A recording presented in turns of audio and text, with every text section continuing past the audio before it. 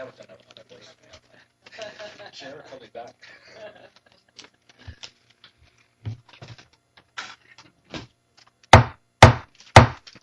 Good evening. We'll call the meetings for City Council to order for Monday, September 9th, 2013. This evening we'll start with a public hearing concerning zoning amendment bylaw number 333,2013. There's reports and correspondence regarding the zoning amendment bylaw. As stated, we'll start with the City Planner's report of September 3rd, 2013. Mr. Krekic, good evening.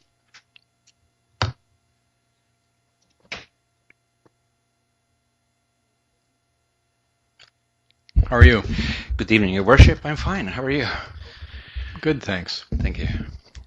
This public hearing is for the purposes of amending the zoning bylaw to essentially accommodate the antenna policy, which is briefly described in the attached report, and I will be even briefer just to indicate that the antenna towers are not a big issue while they exist in locations such as Butsy Rapids Trail or atop of the Mount Hayes. But when they creep into our neighborhoods, the issues can be endless and very difficult on councils and staff. To boot, antennas are federal jurisdiction. So in the past, they could literally appear in your backyard without council even knowing, yet having to deal with it in the end. This policy allows for a reasonable asks from the municipality and the staff. And if everything is exhausted, the end result still can be antenna in location where it was proposed because of possible Canada implications in communications. So in brief, that is the reason for the amendment.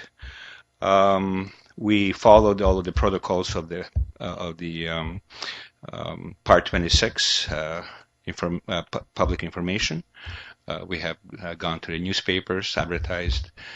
We have had the information at the counter tables and desks, and we didn't have any inquiries or responses, to which end my recommendation is that council proceeds to the third and final reading. So for the people that are watching at home who've never heard you before or seen you or heard you discuss this topic, what's the intent of the bylaw? How is this going to help out the average person living on a city street in Prince Rupert? The average person will have a chance to speak about location of antennas in the future. And essentially, as our technology is increasing daily, we all have cell phones, we all have computers, we all have wireless communications. We all expect things to be fast and faster. There are going to be more and more of these antennas creeping into our neighborhoods because we desire communications. How it's going to help is that there's going to be a decent process where the developer or the company installing the antenna will have to disclose all the information and perhaps even seek alternative locations in order to help the neighborhoods and the community in general. Okay, thank you very much.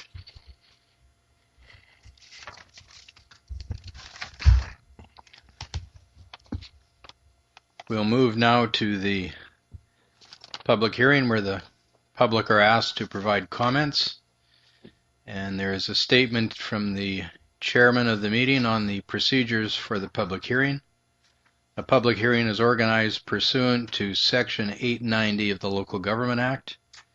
Tonight's public hearing involves the zoning amendment bylaw number 334,2013. The intent of the bylaw is to establish siting and height restrictions for antenna systems within municipal boundaries. Every person present who believes his interest is affected who believes their interest is affected by the proposed bylaw shall be given a reasonable opportunity to be heard respecting matters contained in the proposed bylaw. None of you will be discouraged or prevented from making your views known, but about this topic in particular. However, it is important to restrict your remarks to matters contained in the proposed bylaw.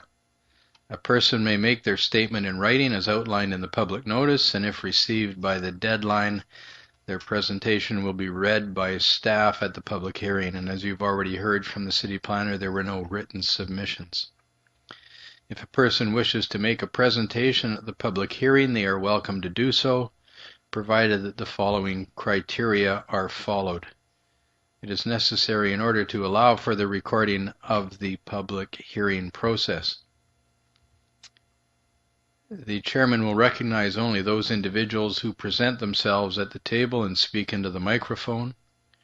Prior to speaking, please provide your full name and be prepared to spell your surname for the corporate administrator. Also provide your residential or business address. Should you wish to read from a prepared statement, the city would appreciate receiving a copy for reference purposes by the corporate administrator. Members of council may, if they so wish, ask questions of you following your presentation. Please note that this is not a question period at which a debate takes place. City Council will not provide any comments on issues raised, but will be in attendance to listen to the comments presented. Should no additional speakers present themselves, the chair will call 3 times for anyone else to speak to the matter, and if no one comes forward, the public hearing will be adjourned. After the public hearing has adjourned, the council may, without further notice, give whatever effect council believes proper to the representations made at this hearing. So now I'll call for anyone who wishes to come forward to provide comment at this public hearing regarding this proposed bylaw, which regulates the siting of antenna in the city of Prince Rupert, to do so. I will call a second time for anybody who wishes to come forward to speak at this public hearing to do so. I will call a third time for anybody who wishes to come forward and provide comment on this bylaw to do so. As there's no one that has come forward, I will adjourn this public hearing and we will move to the regular meeting of council. This public hearing stands adjourned.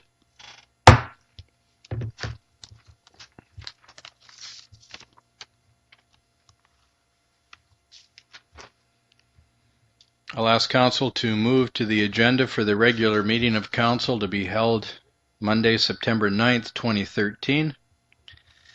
The first item on the agenda is the adoption of this agenda. The recommendation to the council is that the agenda for the regular meeting of September 9th, 2013 be adopted as circulated. Moved by Councillor Kinney, seconded by Councillor Ashley. Is there any discussion?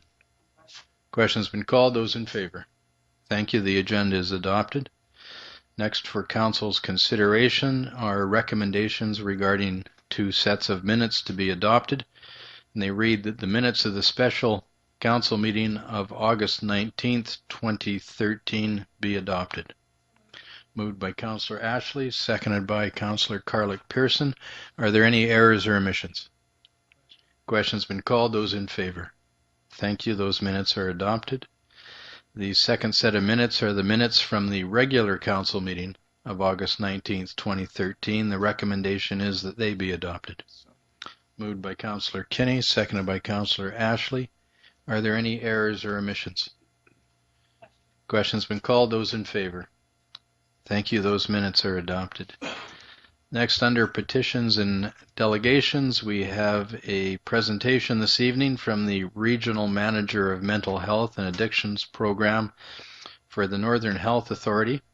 And if the representative would like to come forward, please make themselves comfortable at the chair that Mr. Krekic was using.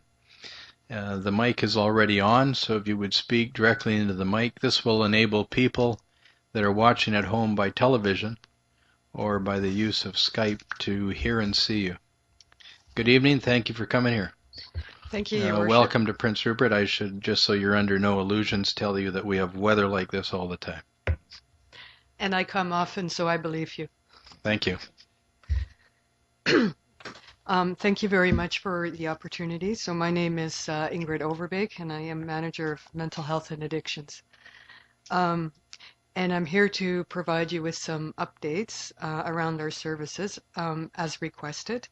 And I've prepared a few notes, and I'll be referring to them. So I'd like to update you on access to psychiatrists in the Northwest, and also on our adult addictions day treatment program in Prince Rupert, and our youth addiction services, and a Care in the Right Place initiative and the role of mental health and addictions in that, and mental health and addictions 30-day follow-up. I know I only have 10 minutes, so I will be as brief as possible.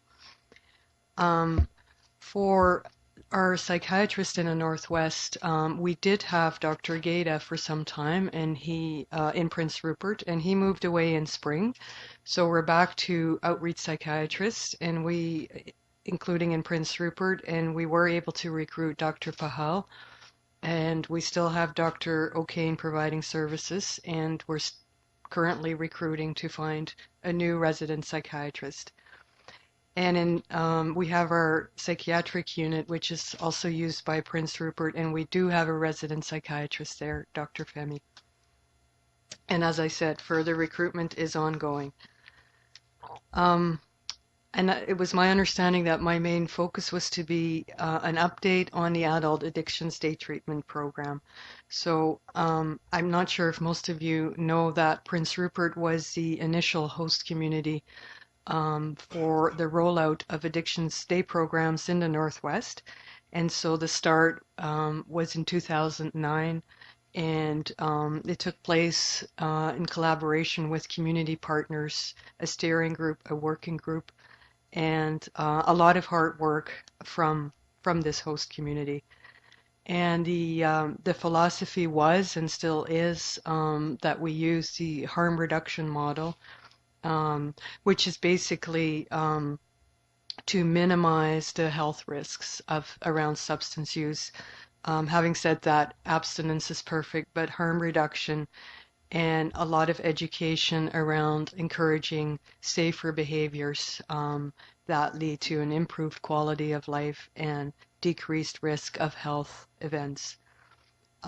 We do this by facilitating a psychoeducational program with numerous components. I'll speak to them in a moment. And we tailor it to specific community needs. So for Prince Rupert, we know that a lot of people have seasonal work or shift work, so they may not be able to attend a full 8-week program. And so the modules are set up that people can come and go and still benefit from each individual component or day that they're able to attend.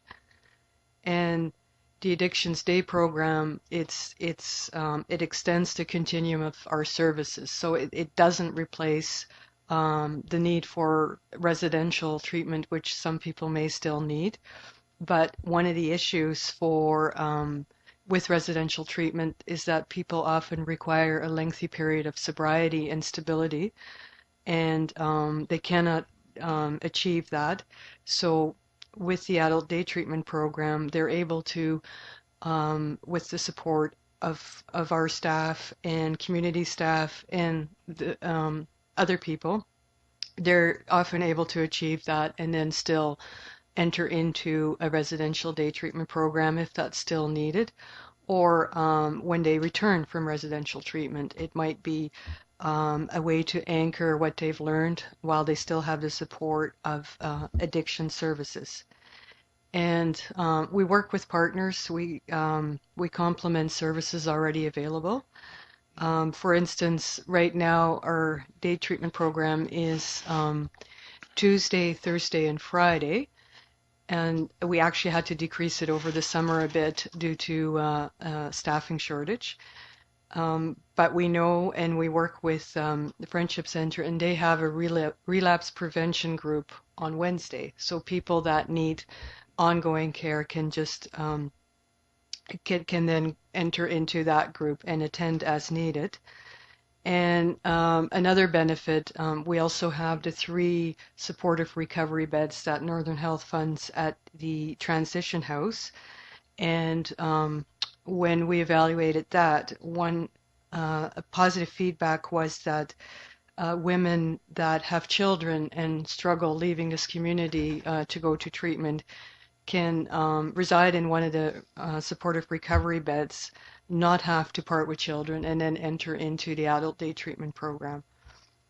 So that I thought was very positive. So the components is we have our own presenters, but we also have guest presenters, for instance, from Gamblers Anonymous or from Public Health around harm reduction and sexual health, smoking cessation, and we work with probation. If there are questions from other community partners, we invite them in to present on nutrition or any number of topics that may come up. And as I said, the program is 8 weeks, but the intakes are continuous, so people can enter at any time. And this summer, we try to do group intakes. We thought that would capture more people and have them enter into the program, but as it turned out, the uptake was very minimal. And on reflection of that, it seems that the actual intake and screening and assessment, initial assessment that our clinicians do is very engaging, and it does get people in. So we're moving away from the group intake and going back to that individual piece. And it's probably been said before, but the entry is low barrier, so no amount of sobriety or stability is required. The only thing we ask is be sober that day. If people come in under the influence of drugs or alcohol, we ask them to please leave, but we always add, please come back tomorrow. It's very important because we want them through. Even if they come that way, it's still seen as a good thing. And anecdotally, I was interviewing our clinicians today, and they said one of the beautiful things is that sometimes they get stopped on the street by people who went through the program and talk about getting their kids back or no longer being in jail or having a job. And so it's carried well. Our clinicians do it with conviction that it is a good way to deliver addiction services with our program. So, as I said, harm reduction, we go through the stages of change from pre-contemplation to contemplation to preparation and maintenance, and any stage of change is welcome. Our staff are trained, core addictions training and motivational interviewing. We cover relapse recovery and safe relationships, health and wellness, smoking cessation, leisure, and mindfulness, and when possible, local cultural components are also entered in. What's next for the adult day treatment program? Right now, our director, Michael Melia, is exploring the use of technology to increase access in outlying communities, especially the psychosocial or the psychoeducational material. It can be accessed through YouTube or via Skype. We're not doing it yet, but it's seen as a distinct possibility in the near future. And also exploring technology to actually have people from outlying communities who can't travel join via Skype. So I hope to be able to report out on that before too long. So for youth addictions program in Prince Rupert, that part commenced in October 2010, and it's supported by one full-time clinician. Currently, that position is vacant. It has been for 3 months. I hope to be able to announce a new recruit within about 2 weeks. It's going very well. So, and that person offers support to youth at risk and addictions treatment, works with the schools, and we now have a clear mandate to also work, or we have a mandate to work with one another, but with MCFD, and we will see increased and improved access to services for all youth with better collaboration. And the focus is on safety planning and crisis intervention. And I mentioned care in the right place, and I won't get into the ins and outs of that project. It's led by Penny Anguish, our Northwest Chief Operating Officer. And what it means basically is that we care for everyone in the right place so that it decreases unnecessary hospital admissions. What it means for us in mental health and addictions is that we have really been committed to increased access to our services. We're now open over lunch. The building is not open because we share it with public health, but we always have a clinician, sometimes two clinicians that are on, and they can be reached either by phone or via an appointment. And that can capture people who cannot attend during work hours and who may be able to get services over lunch. Increased access also through utilization of telehealth, again for outlying communities and for remote areas, and integration with other programs through primary care. So close working together with, for instance, home community care with people that we share in our portfolios, and public health, and remove silos. And we're a ways along in there. We have a ways to go, but we are happening. And finally, I mentioned 30-day follow-up for people with mental health and addictions. And in a nutshell, this is again a pilot that was started in Prince Rupert, rolled out over this summer. The work on it started last year.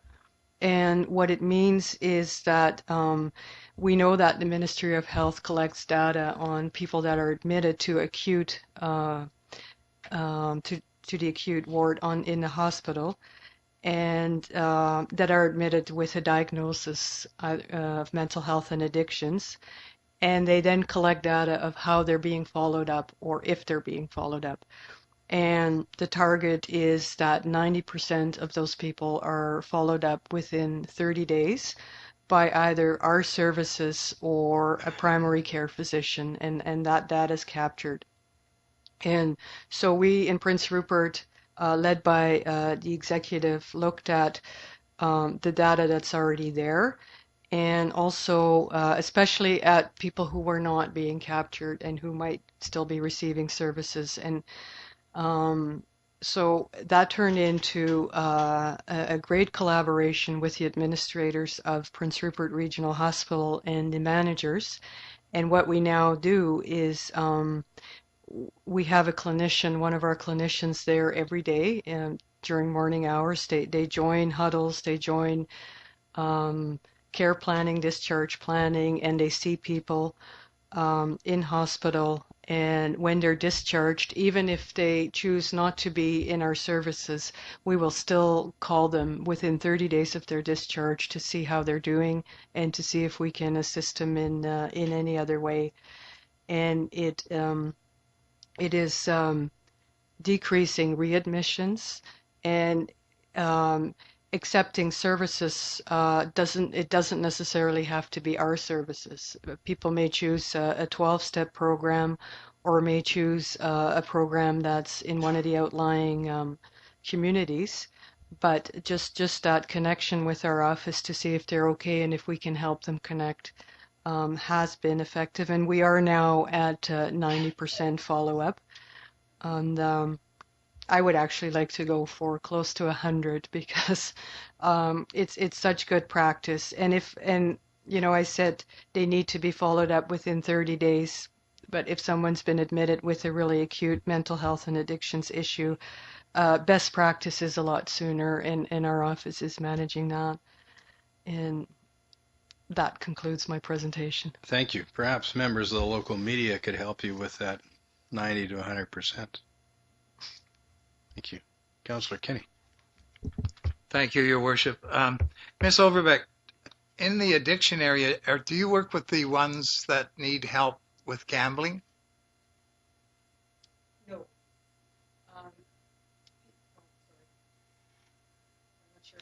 Please, the grayish green button to your eye. Okay. People may also have gambling problems when they come to us, and we certainly would work with that. But there is a designated counselor for people with gambling addictions in Prince Rupert, so we wouldn't be the first stop for that. Yeah. Councillor Carlick Pearson. Hi, and thanks for your presentation. If you could just state your location, exact location, and phone number for the public in case someone doesn't know where you are. We're on 3rd Avenue, and I don't know the actual number right now. Sorry about that. But the phone number is 250-622-6310. And Ocean Center Mall. Yeah, it's 3rd Avenue is the main entrance, Ocean Center Mall. And my apologies for not having the address memorized. Yeah. Further questions from members of council? Thank you very much for coming down here this evening and informing the community on the services provided. Thank you for having me. I'll ask council to consider the reports and recommendations this evening. First is item 6A. This is a report from the General Manager of Engineering and Public Works. Concerns a multi-material British Columbia incentive program. And the recommendation is that Mayor and Council decline the multi-material British Columbia incentive program and support the Skeena Queen Charlotte Regional District in their depot initiative. Mr. Long, would you outline the text of the report, please?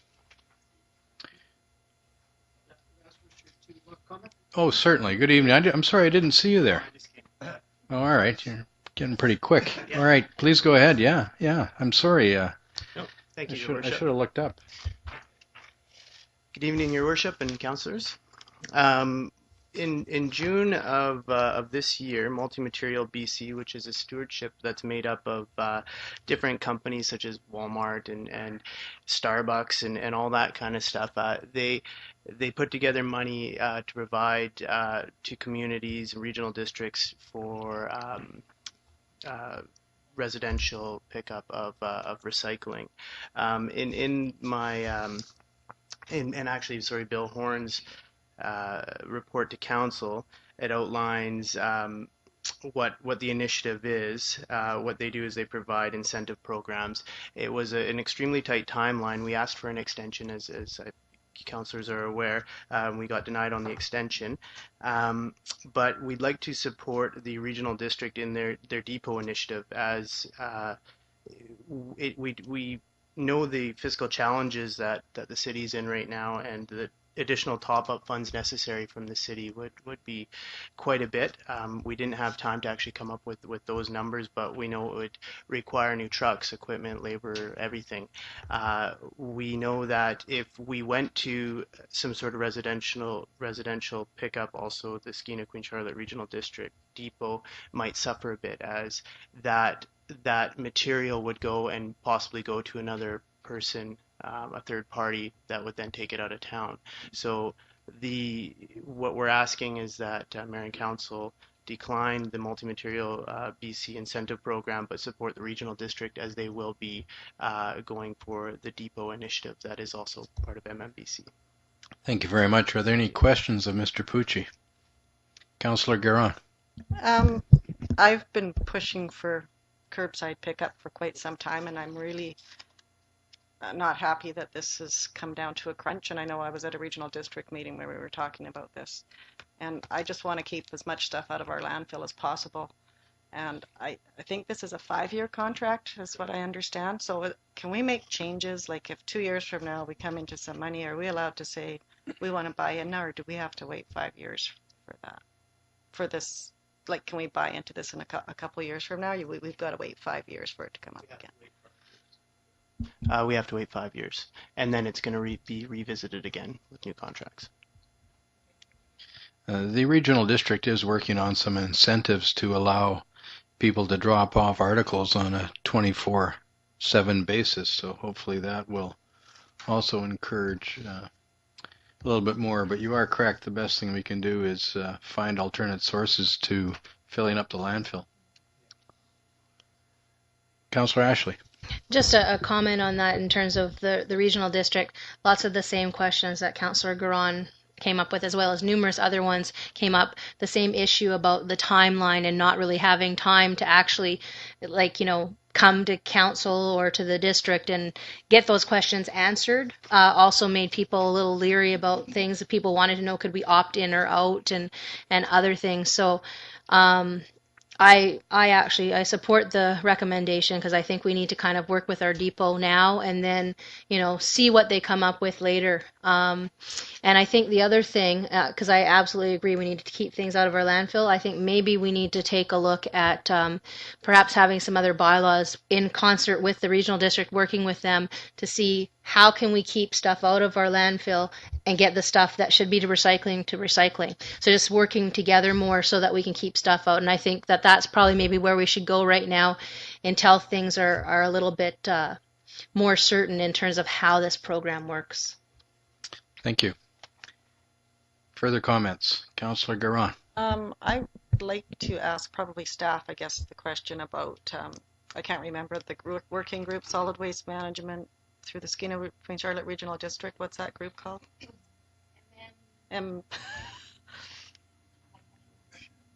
Help me out. The solid waste, it's a group that meets, they're in charge of the landfill and, well, it's through, Bob, do you know what it's called? There's a solid waste management Solid waste committee. management committee, yeah. Do we not have a representative from council on that? Like, does the mayor sit on that? No, it's a working group. It's staff. Okay. Yeah. Okay, that was my question. But you can certainly get a report. I'd like to get, do they meet regularly, or I don't? Yes, they do at various times of the year. I would like to get a report on exactly what's talked about and what's discussed and what goes on, so. Sure. Thanks. Okay. Thank you. Councillor Thorkelson. Councillor Garon has been probably the leader of asking many times over the past number of years for an evaluation of what a curbside recycling program would cost us, and I certainly supported her question, because it is something that we should maybe get a handle on, so that we can, if something comes up like this in the future, that we are able to analyze it better, because we know what our cost structure would be and have a breakdown of that cost structure. And I also believe that we should be looking at trying to expand the program as we can and have a look at implementing curbside pickup on maybe at apartment buildings. Having a look at what it's going to be for if we do get construction camps in town, what are we going to require them to do? They should be I think apartments, and we should work towards having apartments, and certainly construction camps having to separate their waste into the waste streams that a recycling depot can accommodate. I had a couple of problems. The report wasn't clear on if the and I'm not saying it's necessarily the problem with the report, but I have no idea if it's a report or if it's the multi-material BC group. They only seem to want to pick up paper and glass, and what about plastic and tin and the other recyclables that we have that our own depot, recycling depot, looks after? And you certainly don't want to take all the cardboard if that's making money, and dump all the plastics if that's not making money, right? So I certainly support what the regional district's been doing with that depot, but I think that we should also, if they have those containers outside that we can now, 24/7 put our stuff into, that's a big, huge step forward, I think, for garbage around the city. But I also think that we should be having a look at, as Councillor Garon has also pointed out, is having some kind of sorting shed where we could sort stuff out at the landfill site, so that stuff can be taken back to the back to our recycling center, and maybe have a look at what Terrace does, because I understand they have some kind of sorting. But At the landfill, they do have containers for cardboard and for metal. And so I just think that we should keep this on file and not just support what the Queen Charlotte Regional District has, but have some of our own plan on how to move forward incrementally on this. That's all I'm suggesting. Mr. Long, if you could please talk to the Solid Waste Management Committee and see what incentives they have going forward. These things all cost money, but what incentives are under consideration and what the cost are in terms of picking up various products for recycling at the curbside, whether they're working on anything. They may have a wish list and it's simply a matter of finance that's perhaps making it prohibitive. Councillor Garon. One more comment. I'm just going to add that when you do go to the garbage dump and you've got recyclables with you, you pay to dump those there. In the cardboard and the metal, you're charged a fee for that. So people don't generally want to dump out there. So yeah. I just think there's a better way of managing that Certainly landfill site, the way people can come in, dump some stuff or recycle their stuff, then go dump their garbage and come back. I think that's more of an incentive for people to go out and do that. Certainly. Ask Council's consideration of the recommendation. No. I just reviewed it for the Council. They didn't adopt it. So it's been moved. Is there a seconder? Seconded by Councillor Kinney. Is there any discussion? Question? Question's been called. Those in favor? Thank you. You're opposed? Okay. Please show for the record that Council, the motion passed and Councillor Garon is opposed. Councillor Ashley. I just wanted to make a follow-up motion, and I would like to leave it to staff to determine when it would be appropriate, but I'd like to see us bring the issue of what sort of bylaws and stuff we could have like at our landfill for a discussion at a future council meeting. So maybe we could have staff come up with some ideas, and maybe we could present some ideas. Just I think that it would be good to have a little discussion about those types of things so we can look at what we can put in place in order to going make forward. things work. Right. Yeah. Okay. We'll leave that to staff. Next is a report from the Deputy Corporate Administrator, and this is to rescind and reappoint the reappointment of election officers, and the recommendation is, thank you, Mr. Pucci. The recommendation is that the appointment of Robert Long to Chief Elections Officer and Tanya Ostrom to Deputy Elections Officer from August 19th, 2013 be rescinded and both be reappointed to the same positions for the 2013 municipal by-election. And the rescinding of those appointments and the reappointment would then restart the time period in which the election would be held, and the projected date for the by-election is now November the 16th, 2013. Mr. Long, have you got anything to add to this? No, Your Worship. Straightforward. So the answer is no. If you used your mic, the people that are watching wouldn't be able to hear that. The answer is no. Thank you. So Council has heard the recommendation. I'll ask their consideration. Moved by Councillor Kinney, seconded by Councillor Ashley. Question's been called. Those in favor? Thank you. That is adopted. Yes, please, go ahead.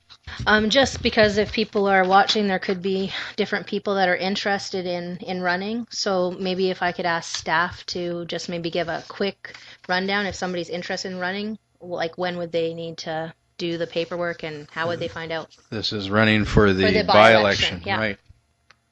Sure.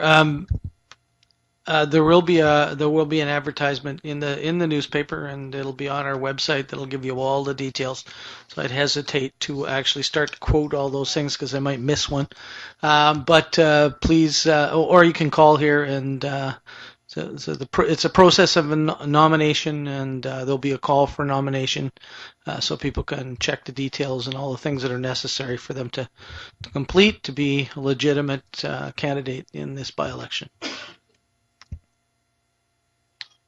Next is a report from the city planner. It concerns a development permit application for the building at 909 3rd Avenue West.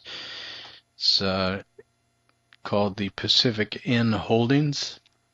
It's a recommendation that council issue development variance permit DP 13-13 in accordance with the drawings attached to the application, and that the passenger drop-off zone remains subject to approval by the engineering department based on further engineering information. Mr. Krekic, would you like to outline the request? And I notice it looks like the plan is to bring vehicles and passengers closer to the front door of this motel. There's also room, although I couldn't see it in the diagram, there's room for the sidewalk there still. That is the subject of the second part of the recommendation, and so just going to briefly. It's a very nice project. Certainly, it's a quite a reasonable renovation. The exterior works are estimated to be in a range of $250,000, and that'll be multiple with respect to interior structural work and the fit up that will go along with it.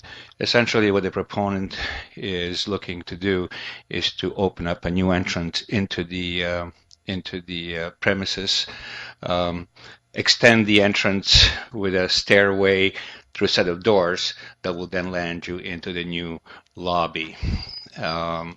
The conversation about and you also in your packages you have the white print of this same document, but so this would be the curb. This is 3rd Avenue, and the curb now extends like this.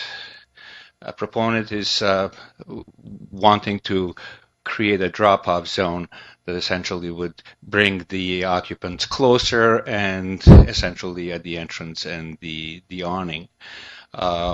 When we were discussing this element with respect to the design guidelines, this is definitely something that we are seeking from the designers to consider this.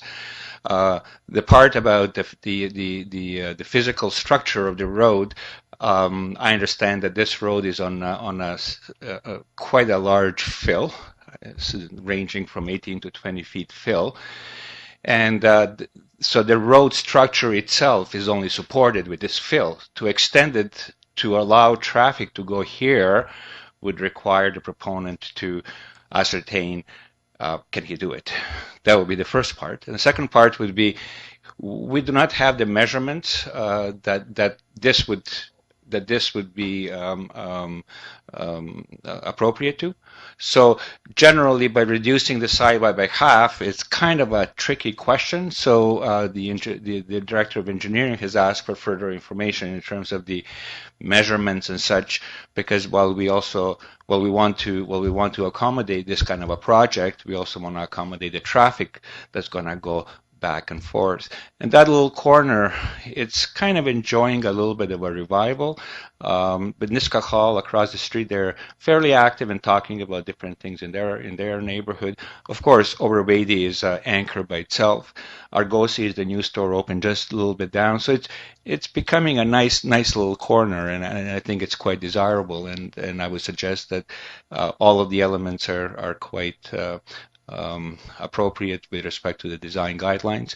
The element that's needing details will not change my opinion with or without. I think I prefer it with, but if it's without, it will still be a nice project. Thank you. Are there any questions, members of council? Councillor Carlick-Pearson. I'll move the recommendation. Thank you. It's been moved by Councillor Carlick Pearson, seconded by Councillor Ashley. Is there any discussion? Question's been called. Those in favor? Thank you. That's passed. Thank you, Mr. Krekic. Next, we have correspondence for action. There's a proclamation request from the United Way of Northern British Columbia, and they recommend that Council declare the month of September as United Way Month. Thank you. It's been moved by Councillor Kinney, seconded by Councillor Ashley.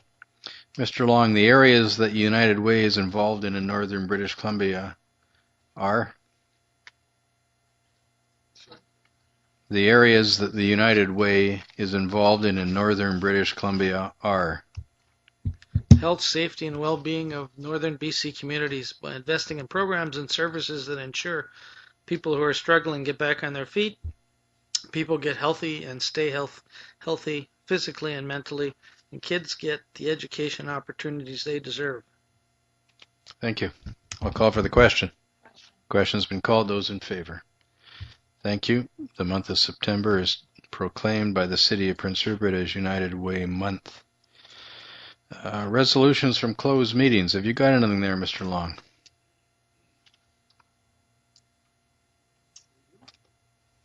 Please use your microphone.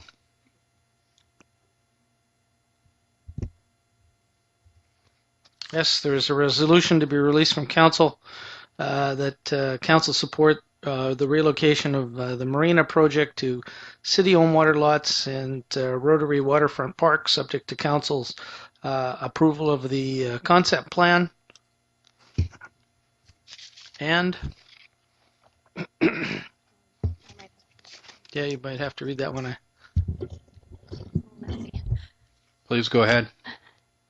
And it was moved by Councillor Ashley and seconded by Councillor Kinney that Mr. Robert Long has successfully completed his probationary period as City Manager of the City of Prince Rupert and shall continue on in that position. And that was actually passed, eh? Yes. Okay. All right. Thank you. Is there anything further? All right, I'll say it. And Council appointed me the Chief Financial Officer and no longer acting. Okay, thank you. I remember that one being passed. I wasn't sure about the other one. Congratulations to both of you. For Council's consideration tonight, we have the zoning bylaw number 3334, 2013. Comes with a recommendation that Council give third reading and adopt the City of Prince Rupert zoning amendment bylaw. The numbers that I've just stated in the year I've just stated, and this, Mr. Krekic, of course, refers to your earlier presentation about antenna and the regulation of height of antenna and the sites within the community. Yes, Your Worship. Thank you. I'll ask Council's consideration of the recommendation. Moved by Councillor Garon, seconded by Councillor Ashley. And this is to give third reading and final adoption, or would you like two separate motions? All right, thank you. Question's been called. Those in favor? Thank you. That is passed. Mr. Long, the City Manager's report. Yes, I'll make a report on September the 30th. Okay, thank you very much. Reports, questions, and inquiries from members of Council. Councillor Ashley, Councillor Carlick Pearson, and Councillor Garon. Or pardon me, Councillor Thorkelson. Sorry, please go ahead. Okay, so what I wanted to bring up, and it's a question for staff and then for us, obviously, to discuss what we're going to do. There's been some discussion in the community about the partnering agreement that we've signed with the airport and whether or not there's a requirement for a referendum or an alternative approval process. So I'd like to ask Mr. Long, what is the requirements in terms of what we've done? I can do that. Thank you, Council. I think the the way to start at this is the city will basically borrow the money or we go through a process of borrowing the money, which starts with the approval of a security issuing bylaw, which goes through that process, and then there's two ways in which the city gets authorization to borrow money, and that is one through the alternative approval process, which is an advertisement where if citizens are not in favor of that, they can sign a petition. And as long as 10% of the population signs that petition, then the city will be required to go to referendum before they can approve the borrowing of the money. And that's kind of a standard capital process. And the reason why we have an agreement with the airport authority is that if we're borrowing for a public purpose like that, and they have a separate legal entity, that's to make sure that they will make the payments to the city, so the city can subsequently make the payments to the regional district, who in fact actually borrow the money through our collective credit of all the municipalities and support that collective credit, which is managed through the regional district. I apologize for the complication in which this process takes place, but that's a standard for the province of British Columbia. Regional districts borrow the money collectively for all their member municipalities. They do that twice a year through a collective credit opportunity to borrow in the open market. We get some tremendously low rates, and it's been a very positive mechanism for local governments in British Columbia now for probably 35 years. So the process that we start here is to establish a bylaw. The bylaw then has to go through these processes, has an opportunity for public input by way of a counter petition and or a referendum before we are authorized to actually borrow the money. And then obviously if we're going to borrow money and we're going to give it for a public purpose to another legal entity, we need some kind of an agreement so that they agree to pay the money back. As we'll all recognize, and I think has become apparent, no taxpayer money or no specific taxes are going for this purpose. The paying back of this borrowing will take place by way of a user fee that is on the traveling public who use that facility. Hopefully that was clear. Councillor Ashley. Yes, no, that was clear, but I have some further follow-up questions. So I understand from what you said, and I think I had that I knew we needed to do an alternative approval or a referendum. So I guess my question is, because we do have an election coming up on the 16th, I don't know what the timelines are for an alternative approval process or for a referendum, and I'm wondering if it might be that we could put the question of this, if putting it on the election might make sense. I don't know what the timelines are or how it works with the alternative approval process. So I'm just putting that question out there. Can we please have the timeline for both of them?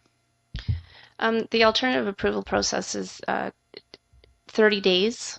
Okay, I might be off by a few days here, but it's 30 days, business days, I believe, and people are supposed to come in and fill out a form. So it's not actually a petition that they circulate through town. They come to City Hall and they sign out a petition, a form that's created.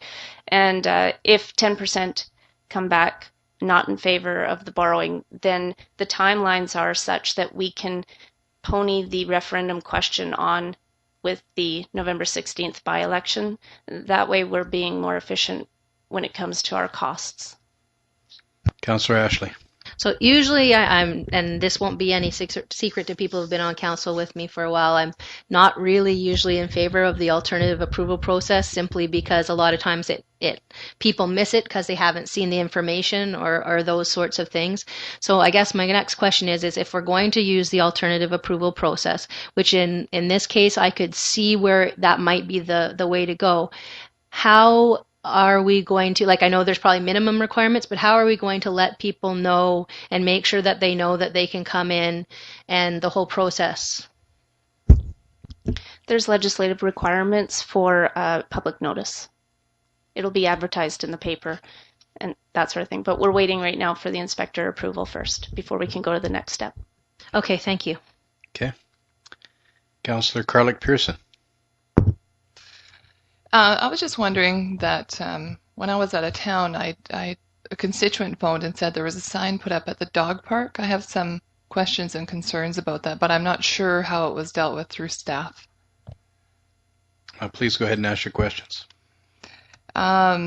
So my concern is that the park says that they're now open between 8 and 8 p.m., but I'm not sure what the reasoning was, how it all came about. Was there another bylaw that was passed, or did staff just go ahead and do it based on a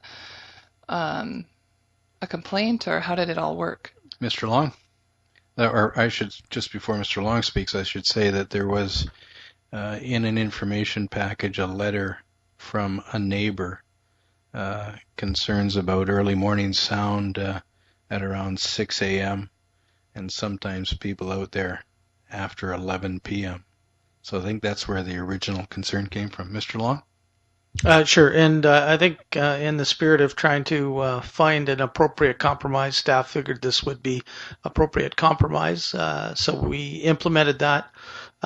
If council is not happy with that, we can revisit that, produce a report for council to determine whether or not that's the right answer in this circumstance. We clearly have two groups of people with competing interests with respect to a piece of property, and so what we've tried to do is find the middle ground between the two, and I think that's basically what we did. If council is not comfortable with that is the right solution, and we can bring forward a report, and you guys council can give us what they think is the appropriate answer. So, like in many other municipalities, our noise bylaw, it goes past 8 o'clock. So within that area of the civic center, there's sports tournaments in the winter or in the summer. There's kids playing, there's slow pitch, there's people watching, there's everything going on down there. So it's quite loud all the time. My concern is that the other thing is that people work, a lot of people who have dogs, they wake up early to go walk their dogs. Now, it's a safety concern because a lot of people in Rupert don't walk their dogs with a leash. But now we have the dog park that people go down there, but now they're concerned that those hours aren't accommodating them. So I'm not sure if other council members would like to talk about this as well. I think that we could really, play a little bit of give and take here, especially in the fall time. I think 8 to 8 is very reasonable, just because it gets darker earlier. But in the summertime, the fall months, or the spring and the summertime, from say March till September, I would really like those hours to be extended from even to go earlier at 7 o'clock till possibly 9 or 10 o'clock. Perhaps the best way to solve the problem is to, although it may not be as convenient, find a location where there are no residences, that people can use it almost any time, although there are cost considerations. Councillor Ashley. Well, I actually echo Councillor Carlick Pearson's. I understand how it happened. I understand that there were complaints. I guess what I look at, and I was looking at our noise bylaw, and I know, and I'm sure everybody goes through this when there's construction going on. The noise bylaw says you can go from 7 a.m. until 9 p.m. Yep. And so I guess I kind of equate it with somebody and I've had some construction going on in my neighborhood. If somebody can wake me up at 7 a.m. with hammering and drilling, etc., then I think that, in a public area that is used for recreation, then it would make sense that some noise from 7 to 9, which are basically our kind of noise bylaw hours, would make sense. So I guess at this point, what I'd like to do, because I can hear what staff are saying, is that they'd like to have some time to take a look at it and put it together. I'd like to see if other people on council want to say something, but I'd like to refer it back to staff to kind of come up with some sort of a compromise that works better. Certainly. Other comments? Councillor Thorkelson. I just think this is straightforward politics. I don't really think that there's a report where you're going to say, okay, all dogs have to wear quiet muzzles after a certain time. We'll let them in. I mean, is that what the report's going to say? And I think that that we should for the period of until for a 6-month period. I think that we should have it from 7 to 9 and see if that's a problem. And if it is, we can reassess it in 6 months. And I don't really see necessary wasting any more staff. So, and I'm prepared to move that as a motion, is that we go from 7 to 9 o'clock for 6 months, September, October, November, December, January, February, March. And maybe till May, because then we're finished with our budget, right? So we're finished by May for our budget. Yes, we are. May 15th is a requirement that we be finished. Okay, then I'd say May 31st and give staff some time. So from now till May 31st, we go with 7 a.m. to 9 p.m. For that trial period for the dog park. So you're moving that? I am. To withdraw the motion that I put forward. Oh, I thought you were thinking of putting it. No, I put it forward, but nobody seconded it, so that's fine. Sure. Is there a seconder? Okay.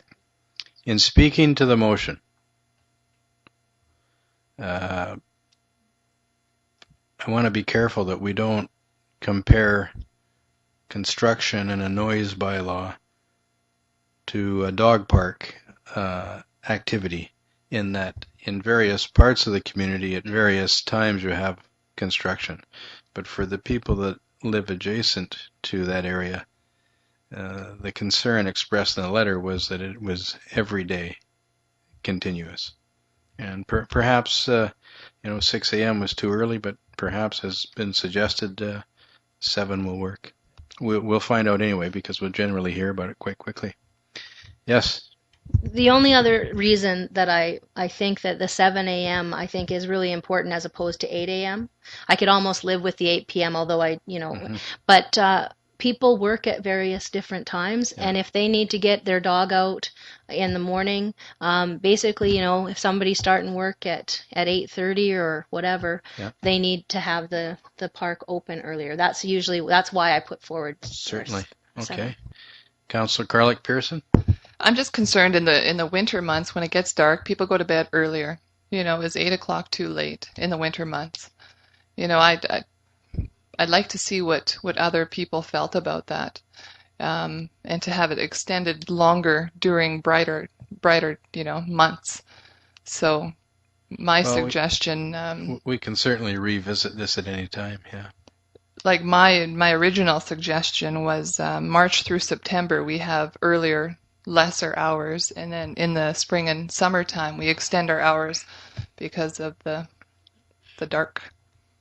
Okay, well, this motion could get changed. It's on the floor, it's up for discussion, and it may fail, and we may get an amendment. Further comments?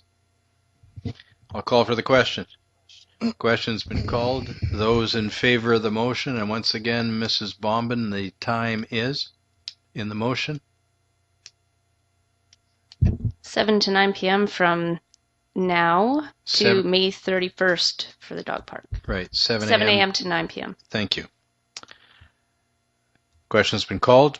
Those in favor? Thank you. Those opposed? Please show for the record that the motion is passed, that Councillor Carlick-Pearson is opposed. Further matters under reports, questions, and inquiries from members of council. Councillor Thorlickson. I have 2 issues, Your Worship. I'm going to deal with the stickiest one first, I suppose. And I was very, very disappointed that Minister Coleman came to town and didn't meet with City Council. And if we wanted to meet him, we had to go to meet and greet at the Chamber of Commerce. And I would like to issue an invitation to Minister Coleman to come here and talk to City Council about the provincial government's development of LNG and about our concerns, because I have some grave concerns, and I've expressed them many times about the development, and I think that the provincial government should have to answer them, particularly as how are we supposed to have an input into these LNG LNG plants in a knowledgeable manner without any funding to do so. And today, for example, I spent 2 hours listening all about core sampling that BG is going to do. And but you could spend almost every day going to a meeting by one of the LNG plants, and really without any ability to knowledgeably assess it, and we really should have somebody to do that. And so anyway, so I move that we invite Minister Coleman back to Prince Rupert to meet with council to discuss our concerns regarding the LNG. To meet with the council as a whole. Yes, the council as a whole. Okay, so it's been moved by Councillor Thorkelson, seconded by Councillor Kinney. Any discussion? Councillor Giron? Yeah, I was asked if we were meeting with him, and my comment to people was I had no idea why he was not meeting with us, and I feel slighted myself that he didn't come and talk with us. And there was another federal minister in town last week too, and quite often there have been ministers coming through meeting with other groups, and I don't know why we're kept out of the loop, and I think we should work together with all these other groups and make sure we're all included when these ministers come to visit, so we can all share our concerns and show that we're all united in our area. Certainly. Further discussion? Question's been called. Those in favor? Thank you. That motion's adopted. Councillor Thorkelson. My second request is topic is regarding housing and rental units in Prince Rupert. And about a year ago, we were at, 10% vacancy rate or something like that, something very high anyway, and now we're down, somebody said, around 3% vacancy rate. And so I was wondering if we could request BC Housing to come to City Council to make a report on a housing report on rental units and on houses, and how, if there is any plan by BC Housing to accommodate people moving into our community in the future, so to accommodate what we've all perceived as some kind of growth and expansion. Okay. And I move that. So it's to invite BC Housing to come to do a presentation on opportunities for community housing going forward. Yep. In light of proposed port developments. Yes, and a report on the status quo, what is happening, what are the trends. Okay, certainly. So it's been moved and seconded. Any discussion? Question's been called. Those in favor?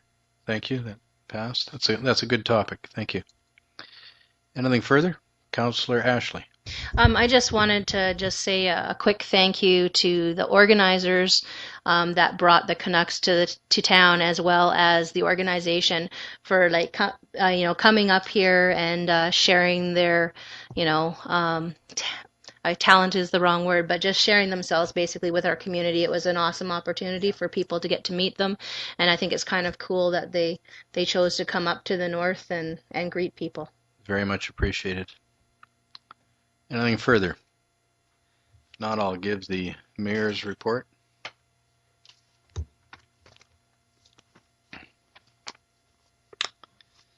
The Prince Rupert Airport has reported that passenger traffic through the airport continues to increase, and for the first half of 2013 there's been a 4.43% increase. I attended the District of Port Edward Council meeting to acknowledge the dedication of the late Alan Shepard as a former mayor and community leader in the development of Port Edward becoming a municipality, and also in the initial preservation work for the North Pacific Cannery Village Museum. I was there also to witness his receiving the designation of Freedom of the Municipality of the District of Port Edward. I provided a welcome to the city to cruise ship passengers from the MS Regatta during their arrival to Prince Rupert. Also in attendance were 2 members of the Royal Canadian Mounted Police Prince Rupert Detachment in full dress uniform. I met with the new Assistant Commissioner, Canadian Coast Guard Western Region, to discuss the expanding role of the Canadian Coast Guard in our region. Later this year and next year, the Coast Guard will be expanding in Prince Rupert. I met with the National Outreach Officer of the Commission for Public Complaints against the Royal Canadian Mounted Police. The Commission's role is ensuring public trust in policing through accountability. Along with 2 members of the local Royal Canadian Mounted Police Detachment, Prince Rupert, we greeted passengers and crew members from the MV Silver Shadow that visited the city on July 19th, 2013.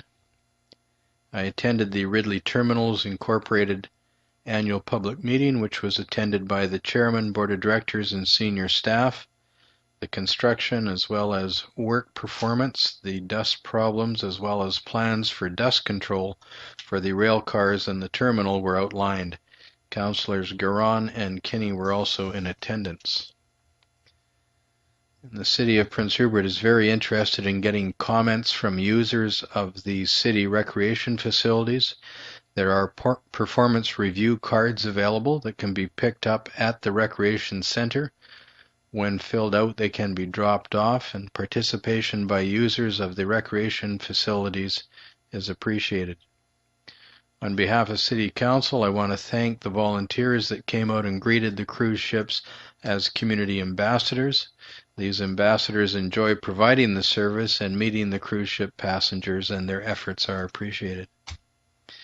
I met the passengers and crew of the MV Silver Shadow, along with 2 members of the Royal Canadian Mounted Police from the Prince Rupert Detachment, and provided a greeting and welcome to the city during their visit.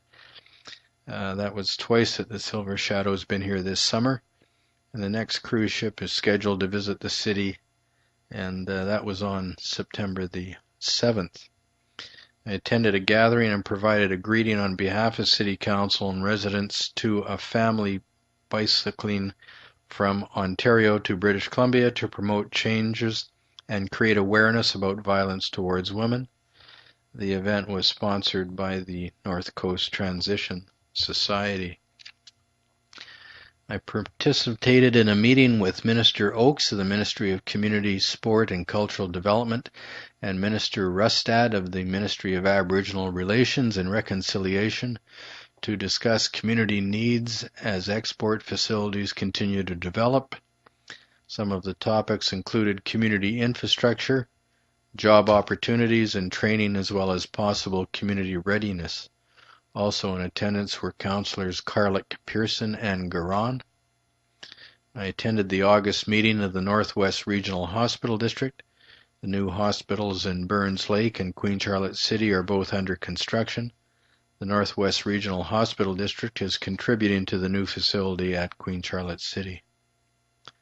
On behalf of Prince Rupert City Council and the residents of Prince Rupert, thank you to the volunteers and committee members and all those who participated in making the Snowbirds Air Show performance a great success. And thank you to the local corporate sponsors who also provided equipment and manpower to make the performance possible. I met with Minister Rich Coleman, Minister responsible for natural gas development, who provided an overview of natural gas development and possible export opportunities for British Columbia. Prince Rupert, Port Edward, and the Tsimshian Peninsula are all considerations for facilities to export natural gas. Although investigative and exploratory work is proceeding on various sites here and in Douglas Channel, the Minister does not believe any financial decisions on whether to proceed with a project will happen until the end of 2014, with possible construction starting in 2016. The construction period for each project could be 4 or 5 years in duration. I also attended the Prince Rupert and District Chamber of Commerce reception and provided a welcome to Minister Coleman on behalf of the residents of Prince Rupert. There have recently been 2 separate incidences where semi-trailer trucks have flipped and lost control of their loads. This is a concern for the safety of the truck operators as well as other vehicles and drivers, as well as pedestrians using these roads in Prince Rupert. It's unacceptable. No one can argue with safety, and we do not know if these potentially life-threatening accidents are caused by mechanical failures, driver error, or unsustainable loads. I suggest to City Council members, because of the safety concerns, that we ask the Royal Canadian Mounted Police Prince Rupert Detachment and the truck company owners to meet with us to find out more about these incidences. If truck drivers aren't taking enough care and have unstable loads, something needs to change, and we don't want trucks being flipped on city streets. Approximately 5 years ago, city residents were invited to the Lester Centre to attend a public forum. The forum was hosted by representatives working for Canpotex, a company that sells and markets potash for 3 other companies that mine it. It is mined in the Canadian prairie provinces. Canpotex at that time talked about the potash industry and their desire to build an export facility here. They wanted to make sure they would be welcome. They wanted to know they would be appreciated, and the people of Prince Rupert who attended told them they are welcomed. After that, they came with company representatives and reviewed their plans with members of the prior city council and with city administrative staff. Again, they asked if they would be welcomed, and again they were told they would be. Subsequent to that, the city of Prince Rupert supported and lobbied for the 8-kilometer railway, utility and road corridor on Ridley Island in support of the Canpotex potash export terminal and other developments. Canpotex has the support of the city. It has the Government of Canada, the Government of British Columbia, the Prince Rupert Port Authority, and the Canadian National Railway all contributing in support of Canpotex. It's been approximately 5 years since Canpotex came and held a public forum in terms of community relations, and out of respect and appreciation to the people of Prince Rupert who support them, it would be appropriate to ask them to come back, hold another public forum, explain their delay, share with our residents their plans for the future and how Prince Rupert may be involved. That's the decent thing to do, to continue the rapport that they initially established. And I suggest to City Council that they invite Canpotex to come to Prince Rupert, hold a public forum, and share with city residents their plans which involve our city's future. I also met with passengers and crew of the MVC line along with 2 members of the Royal Canadian Mounted Police from the Prince Rupert Detachment and provided a greeting and welcome to the city during their visit. I attended the gathering at the Civic Centre to welcome the Vancouver Canucks professional hockey team to Prince Rupert. The team members spent their afternoon signing autographs. I again met passengers and crew, this time of the MV Seabird, along with 2 members of the Royal Canadian Mounted Police from the Prince Rupert Detachment, and provided a greeting and welcome to the city during their visit. I also participated in the awareness gathering at the Prince Rupert Friendship House as City Council proclaims September 9th, 2013 as Fetal Alcohol Spectrum Disorder Awareness Day in the city of Prince Rupert. And 2 weeks from today, the city will have a visit from the last cruise ship of this season, and it is the MV Celebrity Century, carrying approximately 1,800 passengers and 800 to 900 crew members. There are various activities being planned for these visitors that day, and we're hoping that the weather is with us and that we have a good day and that people come out and enjoy having that many visitors around the community. And that concludes my report. Councillor Thorkelson. I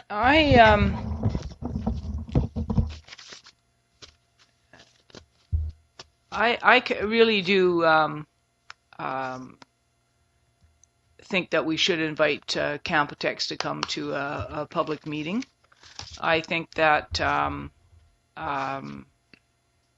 we spent some of our political capital asking to for that road and rail route to be built around Ridley Island, and we probably could have used it instead to get a road bypass built or something like that, because the money was so large that the feds and the province put into it. Not that we put money into it, but I think we can't ask for too many things all at once, and we could have asked for our Digby Island road to be built with that amount of money that's taken to go out Ridley Island, and it's not really going to benefit.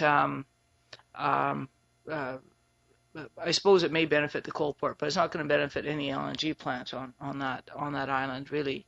So, I mean, I think we should invite Campotex to come and talk to us and tell us if talk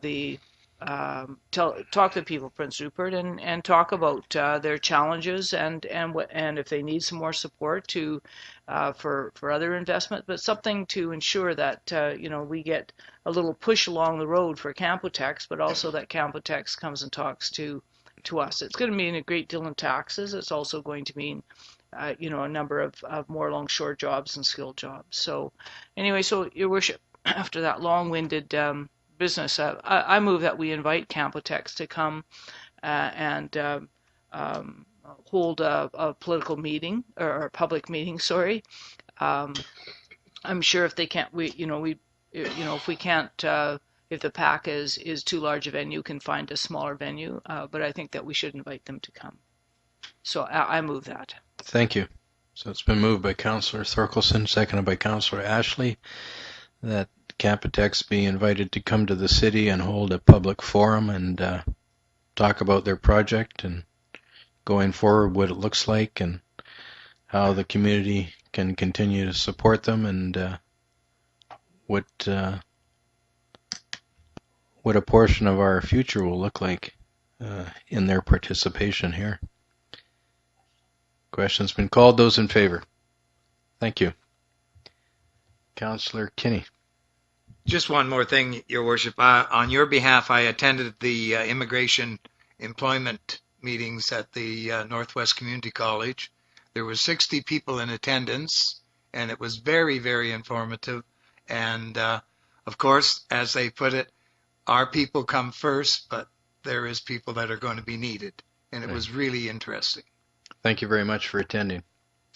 Councillor Garon. Thank you, Your Worship.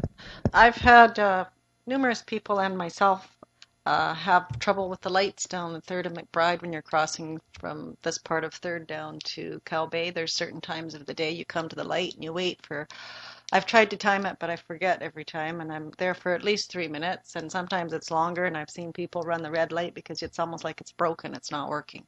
So if we could get a hold of the ministry and maybe fix that situation. It goes both ways too, coming up from 3rd Avenue East, and also the light on 3rd and Fulton is very slow.